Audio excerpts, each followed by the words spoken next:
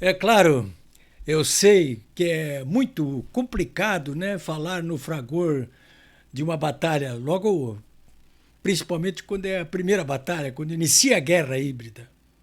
Principalmente quando o inimigo avança de surpresa, de modo totalmente cruel, traiçoeiro, cometendo atrocidades inimagináveis e inaceitáveis, inclusive promovendo uma sucessão de crimes de guerra.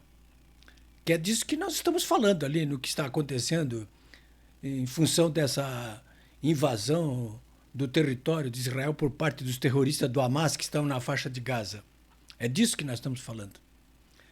Então, é claro que falar no fragor da batalha inicial aí dessa guerra híbrida, né, é muito complicado. Bom, mas narrativas sobre os fatos em curso não parecem complicados nesta segunda-feira aqui. Estou falando com vocês, dia 9 de outubro, são quase 5 horas da tarde, tempo bom em Porto Alegre. Céu azul, muito bom. Um dia muito belo em Porto Alegre. A meteorologia, a Metsul diz que vai ser assim hoje, segunda-feira, dia 9, amanhã, dia 10. Quarta-feira volta a chover, hein? Quinta-feira é feriado. Quinta-feira não se esqueça, hein? Tem atos públicos aí no Brasil em favor da vida e da liberdade. Que em Porto Alegre vai ser às 14 horas no Parcão. Eu vou estar lá. Bom, então, senhores, narrativas sobre os fatos em curso não parecem complicados, né? Hoje, mesmo nessa segunda-feira agora, que recém está iniciando a reação de Israel. Mas sobre fatos em curso, narrativas sobre o que está acontecendo, não é tão complicado assim. Mas é complicado fazer o seguinte de uma das três coisas. Primeiro, contextualizar os acontecimentos, ou seja, situá-los dentro do contexto histórico, mas principalmente geopolíticos. Vejam bem, hein? É difícil isso aí, hein? Eu tenho ouvido na televisão, lido no jornal, escutado no rádio, lido na internet, muita gente aí tentando contextualizar esses acontecimentos dentro de um contexto histórico, mas principalmente geopolíticos, né? Mas não é fácil, hein? Tem que entender da coisa. Tenho visto bom material na CNN Brasil, por incrível que pareça. Bom, primeiro isso aí fica mais difícil, né? Segundo é projetar o que fará a parte atacada, por exemplo, Israel, atacada de modo tão surpreendente e criminoso, né? O que vai fazer? O que está fazendo? Qual é a reação? E o terceiro é imaginar o desdobramento militar, político e econômico dos acontecimentos subsequentes, ou seja, o day after, né?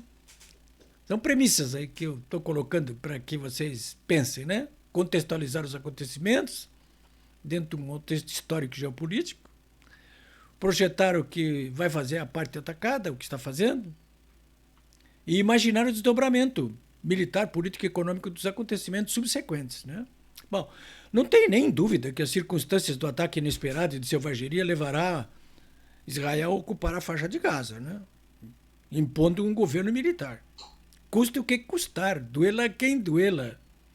Mesmo que os terroristas cumpram suas ameaças de assassinar os reféns, homens, mulheres, crianças. Eles já mostraram que são capazes de tudo, são bandidos, assassinos monstruosos. Se fizerem isso, será um massacre, né? E jogam o mundo todo mais ainda contra eles. Mas é possível que façam isso, sim. Mas Israel não vai se conter por causa disso aí. O que virá depois? Bom, vai depender do que fizeram os aliados dos terroristas, com ênfase para o Irã, se é que ele não seja atacado simultaneamente por Israel agora, a qualquer momento, né? E vai depender da ONU também. Mas a ONU só vai fazer alguma coisa depois da ocupação. Esse é o cenário deste momento, segunda-feira, 9 de outubro, final da tarde. Esse é o cenário. Eu há pouco estava conversando com o diretor da maior corretora de commodities de soja do Brasil, né? O Antônio Sartori. E estava ali olhando a planilha, a oscilação das ações de bolsa, dos preços do petróleo. E ele repete sempre, é volátil, está muito volátil. Claro que está muito volátil nesse momento, né? Saber o que vai acontecer daqui para frente, além do curto prazo, só com bola de cristal. Bom, o que eu disse até agora, na verdade, poderia ficar para outro comentário, porque o que eu quero comentar de verdade é o papel que a imprensa, de um modo geral, está jogando nas informações levadas ao nosso público. Quero falar um pouco sobre isso porque recebi algumas cópias de um revoltado brasileiro que chama tudo que é jornalista e toda a mídia, toda a imprensa de nojenta, porque estariam jogando de modo unânime em favor dos terroristas do Hamas. Eu até compreendo a indignação do nosso amigo, mas sinto muito isso, mas isso não é verdade. Eu, por exemplo, apoio Israel contra o Hamas. Eu não sou nojento. E como eu conheço pelo menos outros 50 jornalistas, só gaúchos, hein? Eu conheço, posso citar um por um. Falando só no caso do Rio Grande do Sul, hein? Que penso da mesma forma que eu penso. E opino abertamente. Eu sou um crítico implacável da imprensa tradicional e dos seus aliados na internet. Mas devo confessar que, nesse caso da guerra, considero que ela não atua num ponto fora da curva. Até os jornalistas e franjas da mídia que possam ser simpáticos aos terroristas buscam se conter, com raríssimas exceções. Escandalosas exceções. No meio político, então, o apoio a Israel, eu acho que é quase unânime no Brasil.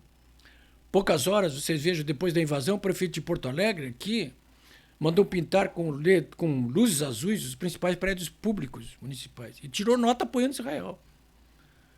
E até aconteceu hoje algo que eu nunca imaginei. O presidente do Congresso, Rodrigo Pacheco, mandou bordar com a bandeira de Israel toda a cúpula do prédio do Senado. Isso aí é pouco? Isso não é muito pouco, não. Essas coisas não acontecem de graça. Se não existe um apoio majoritário, enorme, isso não acontece. Olha, claro que tem gente nojenta que defende os terroristas direto ou indiretamente. É claro que tem. São os filhos de Caim, os renegados sociais e políticos. E eles existem em qualquer lugar e sempre existiram. São cabeças que precisam e serão cortadas, como as do Hamas. Mas elas representam uma fração minúscula dessa canalha política da pior espécie que, infelizmente, ainda nos assombra noite e dia, mas que não constitui a maioria em absoluto. É uma minoria agressiva, mas é uma minoria. Ou é até, nesse momento, uma minoria da minoria. A maioria está com Israel. Eu estou. E sempre estarei. E você?